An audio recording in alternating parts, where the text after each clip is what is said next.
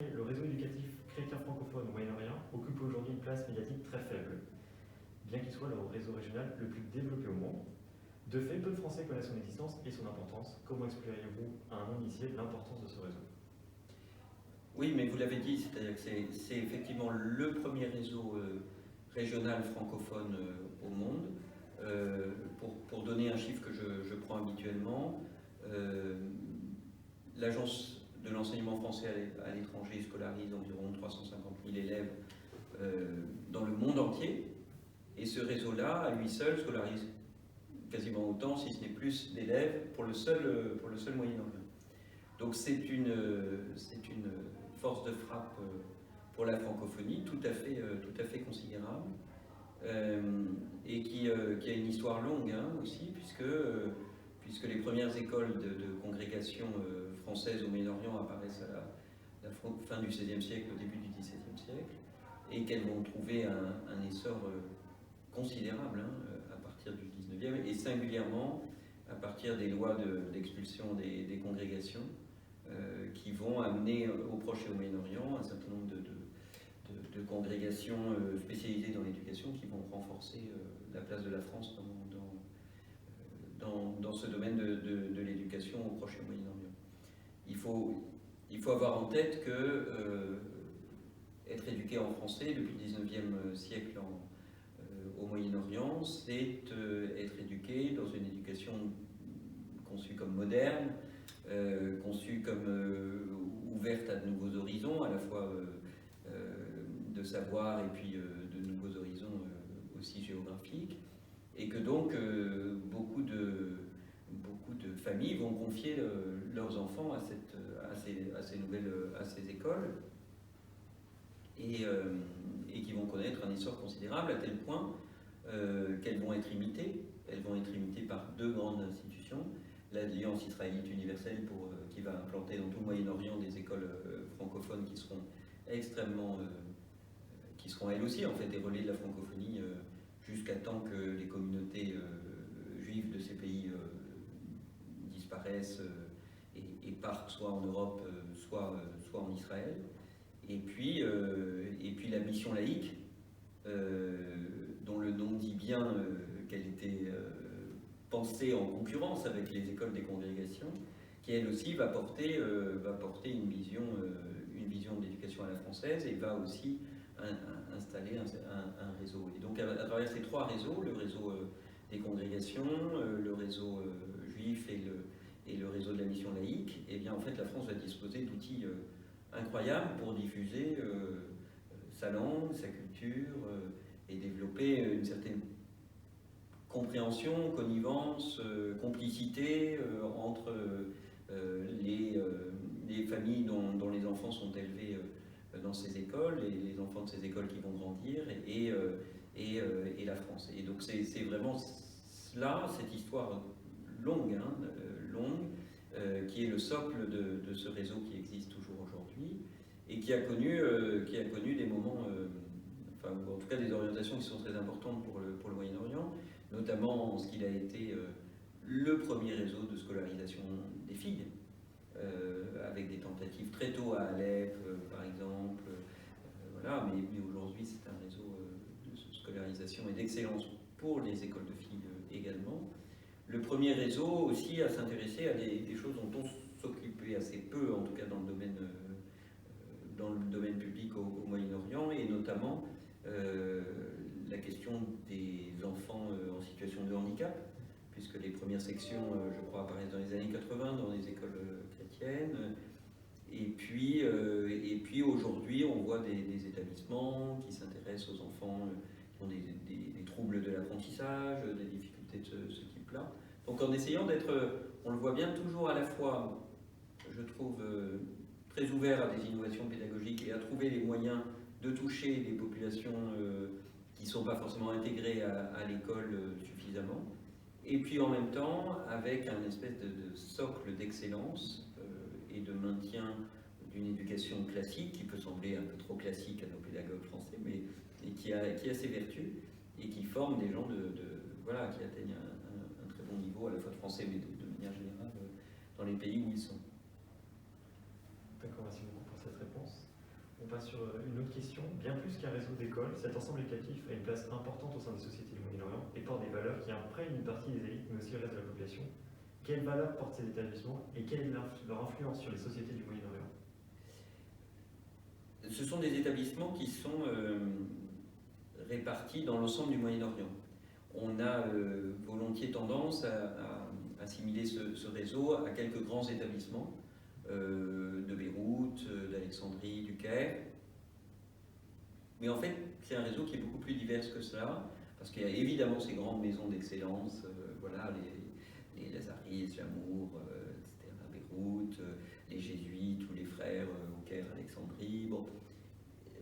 Mais il y a aussi tout un tas de petites écoles, de moyennes écoles, enfin toutes sortes d'écoles. Et donc je disais, qui accueillent filles et garçons, qui accueillent chrétiens et musulmans, et qui accueillent des gens de classes sociales assez variées, depuis la grande bourgeoisie chrétienne du Liban, ou les grandes familles égyptiennes, etc., mais aussi dans des villages du sud du Liban ou en Moyenne-Égypte, des gens qui sont dans des situations sociales beaucoup plus précaires, parfois de pauvreté,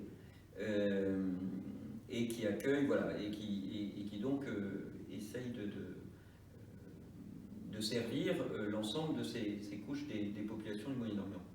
Alors, ce que ça apporte, ce qu'apporte cet enseignement, d'une part, je pense que très tôt, c'est un enseignement, comme l'enseignement chrétien en France, hein, qui a beaucoup appuyé la question de l'engagement social des élèves. Et très tôt, par exemple, je vais vous donner un exemple. Vous connaissez un père jésuite qui était arrivé en 32, je crois, au Caire, le père Maurice Martin, et qui expliquait que très tôt, il a mis en place des visites de l'Égypte pour les enfants de la grande bourgeoisie du Caire, afin qu'ils découvrent leur propre pays et qu'ils se sentent, en tant qu'élite de ce pays, responsables du devenir de ce pays, et donc qu'ils rentrent dans cette responsabilité sociale, dans cette responsabilité ensuite, pourquoi pas politique, qu'ils devaient endosser. Donc je pense qu'il y a ça qui est un socle important. D'autre part, beaucoup de ces écoles se reconnaissent dans la devise de notre République, liberté, égalité, fraternité, et essayent de donner un enseignement ouvert à l'esprit critique et au questionnement sur les textes, enfin ce type de choses sont tout à fait importantes justement pour une entrée dans la modernité telle qu'on l'entend ici chez nous en Europe ou plus largement en Occident. Je pense aussi que ce sont des écoles qui ont été très, en accueillant tout le monde, chrétiens et musulmans, qui ont été à la fois des lieux, et qui sont toujours des lieux de coexistence, mais qui sont aussi, et qui montrent qu'une coexistence est possible entre des enfants de différentes religions, confessions, mais aussi qui font la part des choses en accueillant tout le monde entre ce qui relève du domaine proprement religieux, qui est enseigné aux uns et aux autres, et ce qui relève du domaine civil, alors ce qui est sans doute pas ce qu'on appellerait une laïcité dans le sens français du terme, mais qui au Moyen-Orient est déjà, et je pense, un pas intéressant, parce que ça fait cette distinction entre ce qui est civil et qui est religieux, et qui est appelé de ses voeux par une grande partie des jeunesses du monde arabe, autant qu'on puisse le percevoir. Donc voilà, je pense qu'elles apportent cela, ces écoles. Elles apportent aussi, voilà, un enseignement de bon niveau dans des pays où parfois les systèmes publics d'éducation n'ont pas réussi à se moderniser, à se transformer, où parfois ils peinent aussi à accompagner la croissance extrêmement rapide des populations. On parle, vous le savez, hein, de 2 millions d'Égyptiens de plus chaque année. Ça veut dire une ville de 15 000 habitants tous les 2 jours à peu près, donc les écoles qui vont avec, etc. Donc voilà. Et donc là, il y a un socle d'éducation de bon niveau. Alors, suivant les pays, c'est très varié. Les coûts de cette éducation sont très variés. Au Liban, où l'intervention de l'État n'existe pas, en fait, les coûts reflètent la plupart du temps les coûts réels des enseignements. Mais en fait, il faut faire attention parce que beaucoup d'élèves sont en réalité boursiers, ou partiellement boursiers, ou complètement boursiers dans ces établissements. Et donc, bon, il y a en fait, la réalité de ce que payent vraiment les familles est différente du prix affiché. Voilà. En Égypte, au contraire, un certain nombre de réglementations contraignent les écoles chrétiennes à ne pas avoir de prix trop important, ce qui leur permet, et elles sont aidées par le gouvernement, ce qui leur permet en échange, il leur permet en tout cas de recevoir des gens de la classe moyenne, voilà, alors qu'elles offrent un excellent niveau d'éducation. Et alors ça, c'est la grande différence évidemment avec beaucoup d'écoles anglophones qui se sont créées récemment. Il y a une espèce de marché florissant d'éducation dans tout le Moyen-Orient qui se nourrit des difficultés, voire de la faillite dans certains cas des systèmes éducatifs publics. Et donc dans ce marché où le pire côtoie le meilleur, mais où le prix reste toujours très élevé et difficile à soutenir pour les familles, eh bien, dans bien des cas, les écoles chrétiennes permettent de trouver une possibilité d'éducation de bonne qualité pour des familles de classe moyenne. Le cas du Liban, encore une fois, est encore un peu particulier puisque l'intervention de l'État y est très faible et aujourd'hui inexistante. Vous avez évoqué le cas du Liban qui abrite une grande partie de ce réseau d'éducation. Aujourd'hui, la situation économique au Liban est catastrophique et cette situation se répercute directement sur ce réseau d'écoles qui doivent licencier les professeurs et dont les familles sont contraintes de retirer leurs enfants. Est-ce que le soutien qui est apporté actuellement à ces écoles est suffisant et ce soutien permettra-t-il à ces écoles de passer la crise ? La question, je crois, c'est qu'il fallait pour la France, d'abord, et c'était un peu le sens de votre première question, c'est-à-dire reprendre conscience de l'importance de ce réseau, reprendre conscience que c'était un service public de la francophonie qui était porté par des écoles qui n'étaient pas françaises, et que par conséquent, il fallait, d'une manière ou d'une autre, sans assumer les coûts de ce réseau, encourager ce réseau, l'aider à poursuivre son action et montrer que nous étions à ses côtés, parce qu'autrement, il y a des fois où vous vous dites, mais pourquoi est-ce qu'ils continuent à enseigner le français alors qu'ils sont dans le fin fond du Liban et que finalement l'accès à l'anglais paraîtrait plus immédiatement compréhensible. Et puis il y a la crise libanaise. La crise libanaise s'ajoute à ce besoin, évidemment. Le Liban, vous l'avez dit, c'est le cœur de ce réseau. C'est là en plus où beaucoup de professeurs sont formés.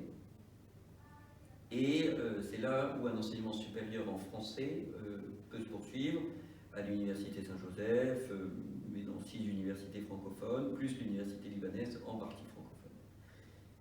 Nulle part, il y a une offre de la même densité, et je dirais que une visite même de Beyrouth montre à quel point l'éducation est au cœur de l'existence même du Liban, que ces écoles ont précédé la nation libanaise, en tout cas précédé l'État libanais, ça certainement, la nation libanaise je le pense aussi, et que ces écoles, même dans le tissu urbain de Beyrouth, vous voyez qu'elles sont à des points clés, que certains quartiers portent le nom d'école, etc. Donc c'est dire leur importance, et je pense que le socle, ce qui fait la singularité du Liban, outre la mosaïque confessionnelle, outre son système institutionnel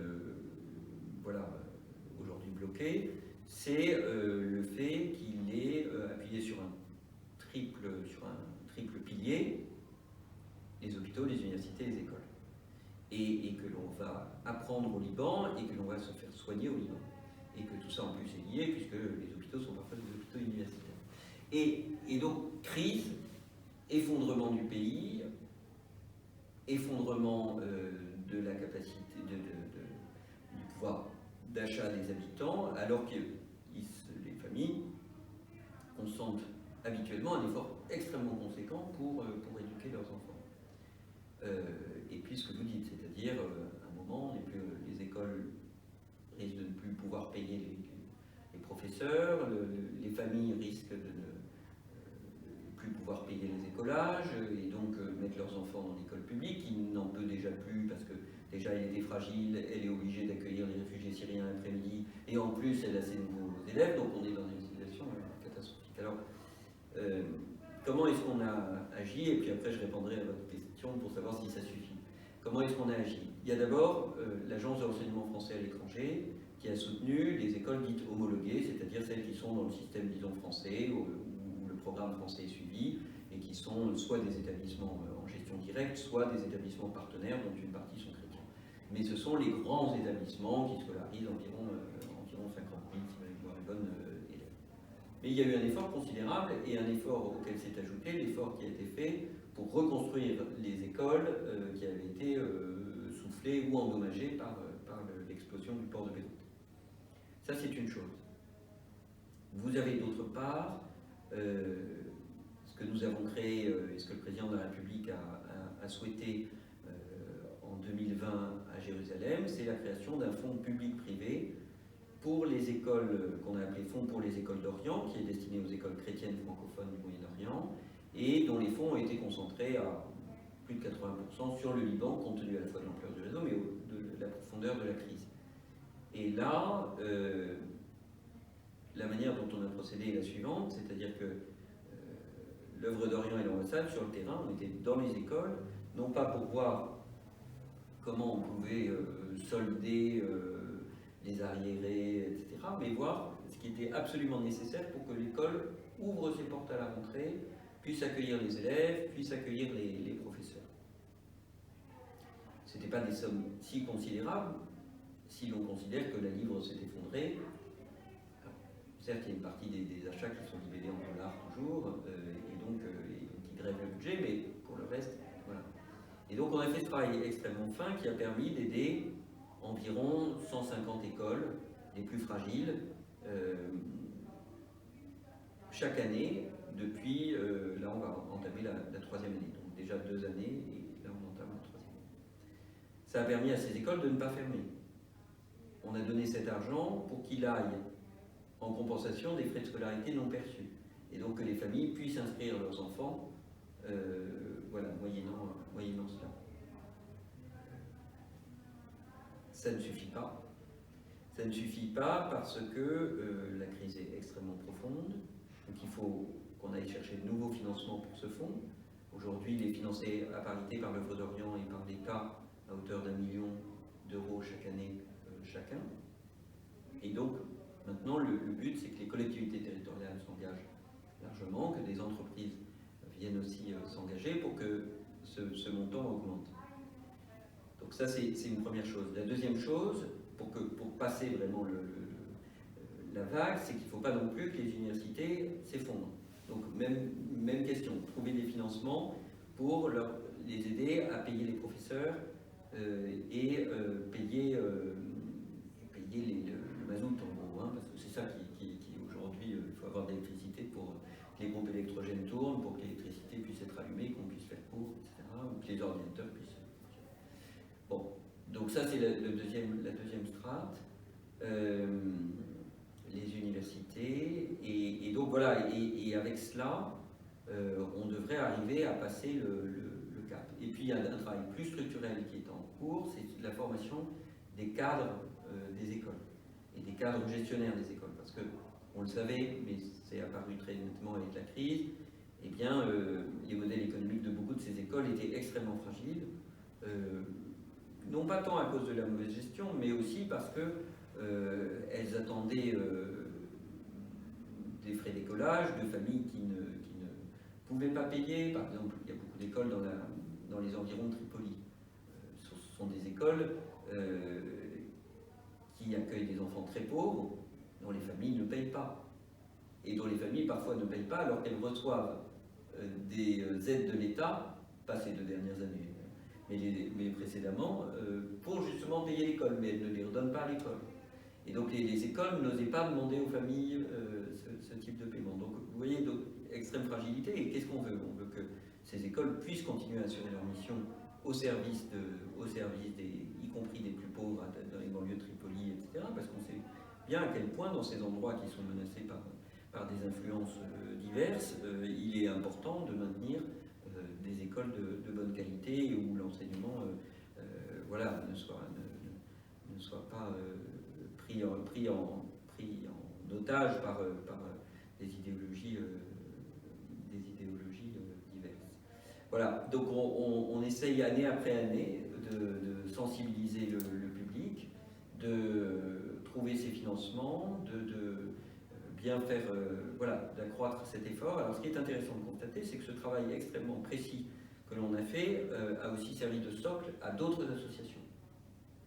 Par exemple, sur les grands tableaux où l'on a toutes ces écoles, on a leurs données chiffrées, etc., et bien, en fait, d'autres associations sont venues nous voir en disant, bah, voilà, vous avez fait ce travail préliminaire, parfois il n'y a pas eu forcément l'argent nécessaire que vous vouliez donner pour une école, bah, nous on peut compléter, mais sur la base d'un travail partagé, d'un travail d'instruction et d'expertise partagée sur ces écoles. Et donc ça a été le cas, et c'est le cas de la Caritas, de Raoul Follereau, d'une association libanaise qui s'appelle Beit El Barakat, d'un certain nombre de bailleurs qui partent de ce travail qui a été fait par le Fonds des écoles d'Orient pour elles aussi donner sur cette base, qui est aussi un effet de levier qu'on n'attendait pas forcément, on attendait davantage l'effet de levier sur les collectivités territoriales, etc. Mais c'est aussi un effet de levier qui est intéressant et qui permet d'envisager l'avenir. Donc voilà, alors après la situation est extrêmement rude, hein, et donc il est certain que d'abord beaucoup de professeurs partent, faute de salaire qui leur permettent de vivre, tout simplement. Et qu'aujourd'hui, une des questions, c'est comment est-ce que l'on permet aux professeurs qui veulent rester de ne pas partir. Et la réponse tient essentiellement, sans doute, en leur donnant de quoi acheter, de quoi remplir le réservoir de leur voiture pour venir jusqu'à l'école. Voilà, et de la même manière pour les écoles, qu'elles puissent remplir les réservoirs des bus pour qu'ils puissent amener les enfants jusqu'à l'école dans un pays où, comme vous le savez, les transports publics n'existent pas. Vous l'avez rappelé, avec l'explosion au port de Beyrouth, le Liban a été mis en lumière, et notamment son réseau d'écoles qui a repris un intérêt au niveau national, notamment avec le rapport que vous avez remis à Emmanuel Macron.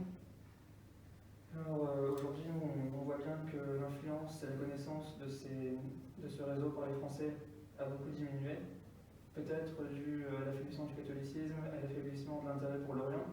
Aujourd'hui, est-ce que les Français et leurs élites dirigeantes ont-elles toujours conscience de ce réseau, son importance et du soutien qu'il faut lui apporter?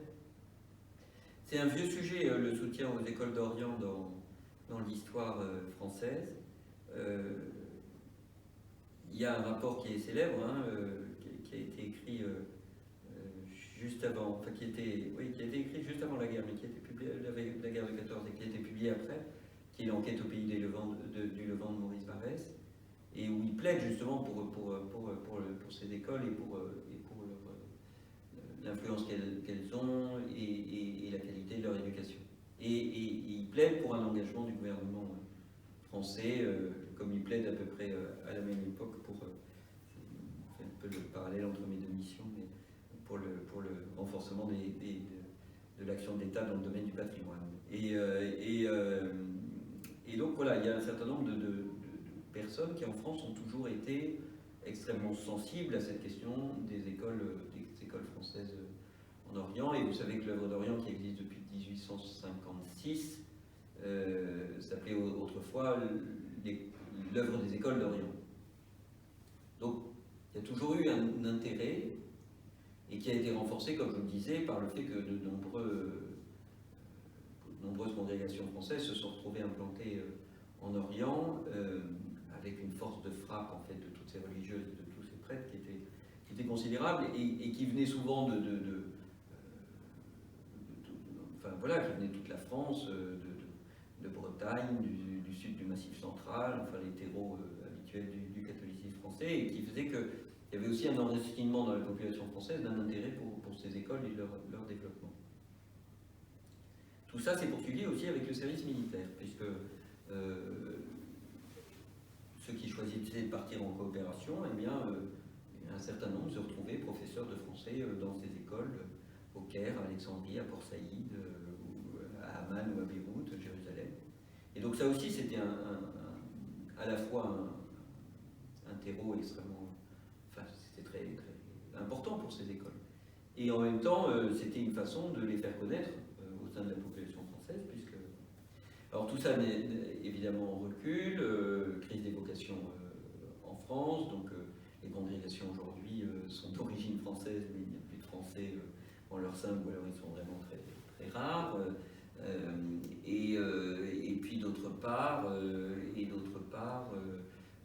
effectivement, fin du service national. Et puis, vous l'avez dit aussi, une espèce de réticence vis-à-vis du Moyen-Orient, parce que, vu à travers le prisme des images sanglantes de la télévision, où tout le monde se dit, ben dis donc, on n'a pas du tout envie d'aller s'intéresser à ces pays, c'est compliqué, c'est dangereux, voilà. Ceci dit, quand on reparle de ces écoles, quand on fait un effort de communication, en fait ça intéresse beaucoup. Ça intéresse beaucoup parce que ça donne une image tout à fait différente de celle que l'on a du Moyen-Orient, parce qu'on voit des gamins qui ont l'air d'aller bien, qui sourient sur les photos, qui ont une bonne éducation, des gens remarquables qui s'occupent d'eux, et je pense que c'est assez... les gens comprennent bien que ce type d'éducation, en plus, favorise voilà, le bien-être dans les sociétés dans lesquelles elle est donnée, et que les enfants qui vont grandir dans ces écoles sont appelés à avoir un rôle dans la société dans laquelle ils vont vivre. Donc je pense que le discours, il est assez simple à tenir en France, et il est très audible en fait. Je trouve qu'il y a une bonne réception de ce discours. Je pense qu'il y a un intérêt voilà, réel, d'autant aussi que les gens qui connaissent un peu le Moyen-Orient savent bien, et même des gens qui sont pas chrétiens, très engagés dans des écoles laïques, etc., savent bien au Moyen-Orient, ces écoles font la distinction entre ce qui est religieux et ce qui est civil, en tout cas dans l'enseignement, et donc ont quelque chose à voir avec la manière dont on conçoit les choses en France. Je me souviens d'une réunion au ministère de l'Éducation nationale en France, où un monsieur disait lors d'une réunion, écoutez, moi je reprends ces termes, un laïcard type Troisième République, mais je peux vous dire que, en fait, en Orient, les vrais laïcards sont les religieuses. J'ai vécu au Liban, j'ai vu ce que c'était, etc. Et en fait, je pense que voilà, les gens qui s'intéressent à l'éducation aussi sont convaincus de l'importance de ces écoles.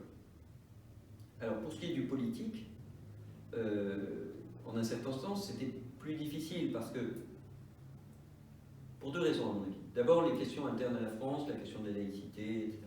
C'est une chose. La deuxième raison, c'est que vous savez, il y a toujours cette idée que si on va soutenir les écoles chrétiennes, ça veut dire qu'on ne parle pas aux autres. Ou si on soutient les chrétiens, ça veut dire qu'on ne parle pas aux autres dans la région. Ce qui est une vraie question, hein, c'est-à-dire c'est comment est-ce qu'on évite l'écueil de la politique des minorités, de la période mandataire, etc. Enfin, comment on comprend. Et donc il y a une réticence. Et alors, en fait, cette réticence tombe assez facilement quand ce sont des musulmans eux-mêmes qui disent « mais attendez, ces écoles sont fondamentales pour nos pays voilà, et elles contribuent au bien commun de nos sociétés, à l'intérêt général de nos sociétés. Et donc ne venez pas plaquer, vous Français, vos idées sur notre société, que nous on arrive voilà, à apprendre autrement. » Et je me souviens très récemment d'un ambassadeur d'un grand pays arabe qui est à Paris, et à qui je racontais un peu les histoires du fond, et qui me coupe au bout de 30 secondes et qui me dit non mais vous n'avez pas besoin de m'expliquer, enfin moi je suis élève des jésuites, voilà, et donc je sais très bien l'importance de ces écoles, et manifestement ce monsieur n'était pas chrétien, donc voilà, il y a aussi une vision un peu que longue plaque et qui peut avoir comme effet d'entraîner une certaine réticence des politiques. Mais je crois que c'est un peu derrière nous. Je crois que la question de l'éducation dans le monde arabe est une question que tout le monde a à cœur, parce qu'on voit très bien les difficultés qu'entraîne la faillite des systèmes éducatifs, y compris en matière sécuritaire. Et donc tout le monde se dit, en fait, c'est peut-être pas mal d'avoir ce réseau, et puis si plus personne ne parle en français de l'autre côté de la Méditerranée, peut-être qu'on aura plus de mal à se comprendre, parce que voilà, et que peut-être ces gens qui sont formés dans ces écoles, en fait, sont des passeurs importants qui comprennent bien leur société et qui comprennent bien la nôtre. Et peut-être aussi qu'un certain nombre de questions qui se posent sur la coexistence, etc., commencent à se poser dans certains lieux de la République française, et que l'expérience acquise par ces écoles peut être utile dans tel ou tel endroit. Donc cette espèce de convergence de vues, de facteurs, fait qu'aujourd'hui, vous avez des hommes politiques de tous bords politiques, qui, je réfléchissais un peu dans les groupes d'amitié, par exemple à l'Assemblée nationale et au Sénat, on a des gens de tous les bords politiques qui pensent que la France doit soutenir ce réseau et justement insiste sur ce soutien au réseau des écoles chrétiennes. Et le président de la République lui-même s'est engagé personnellement et avec force pour la création de ce fonds, pour que ces écoles soient aidées. Le ministre des Affaires étrangères s'est rendu dans certaines de ces écoles, il a passé du temps, il a montré toute l'attention qu'il avait pour elle. Donc je pense qu'il y a vraiment aujourd'hui une conviction partagée sur cette question.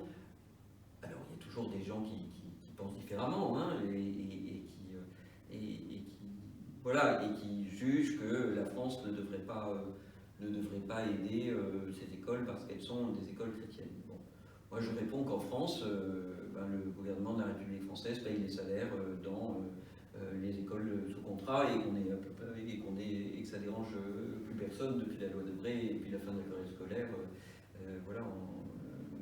sous De Gaulle. Donc, et que si la France veut aider les autres écoles francophones, il est bien naturel qu'elle le fasse et qu'elle le fasse par d'autres biais. Elle aide par exemple la France, la mission laïque, elle verse une subvention à la mission laïque, elle aide l'Alliance israélite universelle, elle pourrait aider très bien, et je pense qu'elle le fait à travers certains mécanismes, par exemple au Liban, les écoles sunnites des Makassid ou certaines écoles chiites. Enfin voilà, je n'y vois pas d'exclusif, vous voyez. Et à partir de ce moment-là, je pense que aujourd'hui, politiquement, c'est quelque chose qui est assez bien porté et où les gens se retrouvent assez facilement. Ce regard d'intérêt politique pour ces écoles au Moyen-Orient pourrait-il permettre d'enrayer le déclin de l'enseignement du français au profit de l'anglais, ou voire de stabiliser la perte d'effectifs? Au Liban, par exemple, en 5 ans, on a eu moins 5% d'élèves scolarisés dans l'enseignement francophone qui sont partis dans l'enseignement anglophone. Ou arabophone, je ne sais pas. Oui, moi je crois que ce réseau, qui est un réseau de terrain, est le seul qui puisse... il y aura toujours de l'anglais, hein. Il y aura, en tout cas à notre vue humaine, l'anglais sera toujours très présent, mais je pense qu'il peut permettre de maintenir une présence francophone, sans doute pas dans les proportions où elle était, mais de la maintenir comme une proposition forte et non pas réservée à quelques élites extrêmement limitées. Je pense que c'est important, et alors je pense que ça passe aussi par le renforcement de la qualité de la formation des professeurs, notamment des formations de professeurs en français. Et donc ça, c'est un des autres volets du fonds qui a été un peu emporté par la vague tragique du Liban, mais d'aider à la formation des professeurs en français et des professeurs de français pour que ce niveau se maintienne à un bon niveau. Mais moi je crois que la bataille du français, la bataille du plurilinguisme, parce qu'il s'agit de ça en fait, il s'agit que les gens parlent le français, l'anglais et l'arabe, ou plutôt l'arabe, le français et l'anglais,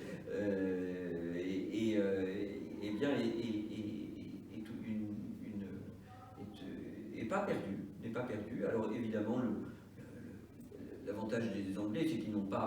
n'ont pas à soutenir les écoles anglophones, c'est que ça se développe, ils le font quand même, hein, via le British Council, etc.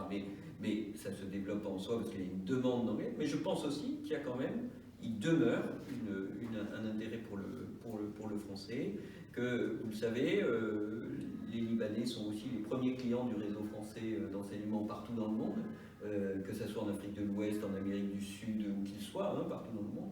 Donc voilà, il y a cette demande, il y a des échanges qui sont quand même très riches, il y a un développement de l'enseignement supérieur en français, l'agence universitaire de la francophonie, c'est pas, et se développe, enfin je veux dire, c'est pas, je ne crois pas du tout que ça soit un combat d'arrière-garde. Je ne le crois pas, mais je crois en revanche qu'on ne doit pas laisser seuls les acteurs de la francophonie. Ça c'est vraiment la grande question, c'est-à-dire on ne doit pas laisser seule la directrice d'école à Ras Baalbek ou en Moyenne-Égypte ou à Amman ou à Naplouse avec ce fardeau à porter seul de la francophonie. C'est pas possible. Alors certes, il y a les instituts français, les ambassades font un certain nombre de choses, mais il faut aller plus loin. Et c'est vraiment ce qu'on a essayé de réengager avec ce fonds pour les écoles d'Orient, qui a cette vocation de maintenir le lien et de développer ce réseau. Il y a des écoles qui se créent. Moi, je suis quand même frappé dans la plaine de Ninive. Voilà, l'Irak, c'est quand même pas un pays francophone largement. Et ben dans la plaine de Ninive, on crée des écoles où il y a une section de français forte. C'est quand même chouette. Et donc voilà, il y a un intérêt. Il y a des gens qui reconnaissent aussi Enfin, je pense qu'il est assez constant que les gens pensent aux écoles françaises un peu différemment qu'aux écoles de langue anglaise, en se disant qu'ils choisissent cette école pour des raisons aussi philosophiques, des raisons des valeurs que porte cette école, etc., une certaine tenue de l'enseignement, et pas simplement pour la raison que l'anglais est la langue véhiculaire des affaires et du business. Et donc, voilà, je pense qu'on a notre place, mais il faut se battre. Il faut se battre parce que c'est pas acquis, parce qu'il n'y a pas que l'anglais, il y a l'italien, il y a l'allemand, il y a le chinois. Aujourd'hui, on voit des écoles chinoises apparaître, voilà, des écoles japonaises.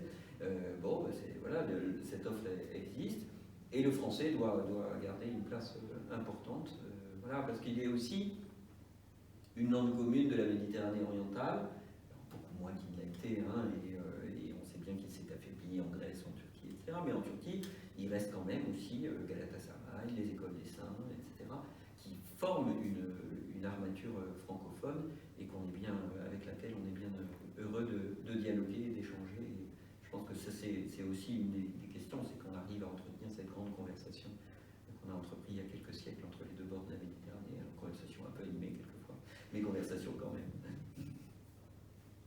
Merci. Voilà maintenant 3 ans que vous avez présenté votre rapport intitulé « Renforcer l'action de la France dans la protection du patrimoine du Moyen-Orient et le soutien au réseau éducatif des communautés chrétiennes de la région », rapport commandé par le président Emmanuel Macron. Ainsi, le 1er septembre 2020, le président a annoncé la création d'un fonds pour venir en aide à ce réseau éducatif à la suite de l'explosion du port de Beyrouth. Où en est-on aujourd'hui au Moyen-Orient, du soutien de la France? Est-ce que la situation s'améliore ou est-ce que nous sommes toujours dans l'expectative? J'ai un peu répondu à cette question, je crois. Vous entendez la situation géopolitique du Moyen-Orient ou la situation des écoles? Je pense que la situation des écoles, comment dire, le Liban évidemment connaît une crise gravissime, ça c'est une chose. Et les écoles risquent de mourir au Liban. Elles sont en péril mortel, et quand une école ferme, on sait très bien qu'on ne la rouvrira pas. En tout cas pas à court terme, ça c'est sûr. Donc il faut préserver ces écoles, et elles sont dans un risque mortel. Bon. Pour autant, je pense que ça faisait bien longtemps, ça faisait peut-être 30 ans, depuis la fin des années 90, que la France n'avait pas autant soutenu ce réseau des écoles du Moyen-Orient. Et donc, je pense que c'est bien ressenti par les sociétés du monde arabe. Je pense aussi que c'est bien enregistré par les dirigeants du monde arabe, puisque le président Macron en a parlé avec certains interlocuteurs, et notamment avec le président Sisi, quand il a fallu rappeler la spécificité de cet enseignement francophone en Égypte et le soutenir. Donc je pense qu'il y a vraiment un renforcement de notre action, et ça fait effectivement, les recommandations de mon rapport ont été suivies des faits, et je dois dire que l'appui du politique a été réel, et qu'il est toujours réel, et qu'il est en plus, tout cela est très suivi par les parlementaires, comme je l'ai expliqué, et je pense que, oui, et je crois qu'il y a quand même le sentiment que même si ça ne résout pas tous les problèmes, parce que les problèmes sont très nombreux, eh bien, la France essaye d'honorer la part qui lui revient. Une question plutôt affective. Oui. Alors, lors de votre travail, vous avez eu l'opportunité de visiter plusieurs écoles dans la Beaucoup. région. Beaucoup d'écoles. Oui, y a-t-il une visite en particulier qui vous a marqué, qui vous a ému? Il y a beaucoup d'écoles qui mériteraient qu'on en parle les unes après les autres. Et ce qui est touchant, c'est que chacune a ses caractéristiques. On peut se dire une école, c'est toujours une école, c'est des classes avec des professeurs et des élèves. Bon. Voilà. Et en fait, c'est pas tout à fait vrai, parce que chacune a son âme, et nous-mêmes, on a tous été dans des écoles qui avaient une âme un peu différente, du fait de la communauté éducative qui les animait, du fait des manières dont les élèves. Voilà. Pour répondre plus précisément à votre question, moi j'ai été très touché par l'école des Sœurs de Saint-Vincent-de-Paul au Caire, qui accueille des petites filles de quartiers très, très pauvres, qui ont un repas à midi à cet endroit, et qui sont des enfants magnifiques, qui parlent un beau français, et avec des religieuses qui tiennent cette école voilà, de manière exemplaire. On pourrait citer aussi tout à fait dans un autre contexte les frères des écoles chrétiennes à Bethléem, là aussi pas loin du mur, dans des conditions pas simples, quoi, et qui continuent à entretenir là aussi l'espérance, parce que c'est aussi ça, comment est-ce qu'on fait grandir des générations quand vous avez un mur qui vous barre l'horizon de votre vie, quoi, hein, comment on fait et comment on les élève malgré tout en leur donnant les outils pour et le supplément d'âme qui fait qu'ils seront des hommes et des femmes accomplis. Je pense aussi aux écoles de Beyrouth dévastées par l'explosion, et qui ont su se relever et se remettre à bosser en quelques semaines, voire quelques mois, qui ont fait un travail extraordinaire. On peut penser aux sœurs qui continuent en Syrie, parce qu'on n'en parle pas assez, à développer l'enseignement francophone alors qu'elles sont soutenues par personne, sauf par l'œuvre d'Orient, et qui continuent à faire un travail exemplaire au milieu d'une situation apocalyptique. Enfin voilà, en vous parlant, il y a évidemment beaucoup de visages qui me viennent à l'esprit, et ce sont ces visages qui sont cette espèce de communauté éducative qui s'étend à travers toute la région, qui dépasse évidemment et qui va au-delà des frontières d'enseignement francophone, hein, mais qui est, je trouve, remarquable, parce que dans l'adversité, ils arrivent à assurer cette mission essentielle d'enseignement des relations. Et puis, moi, ce qui me frappe aussi, c'est que les familles font un effort considérable pour l'éducation de leurs enfants. Et nous qui avons un système quasiment gratuit, quand il est privé, à côté de ce que ça coûte, on a oublié ce prix de l'éducation, et combien en fait c'était fondamental, essentiel, combien on avait de la chance d'avoir en France ce système qui fonctionne avec ses hauts, ses bas, etc., mais qui fonctionne, et qui avec des professeurs aussi. Voilà, et je pense que de voir ces écoles nous rappelle aussi la chance qu'on a, rappelle aussi le devoir que nous avons vis-à-vis de ceux qui n'ont pas cette chance, et aussi nous donne de l'espérance dans l'avenir de cette région, parce que vraiment il y a des enfants magnifiques qui apprennent dans ces écoles, et il y a des enseignants qui sont remarquables. Donc voilà, tout ça donne de l'espoir.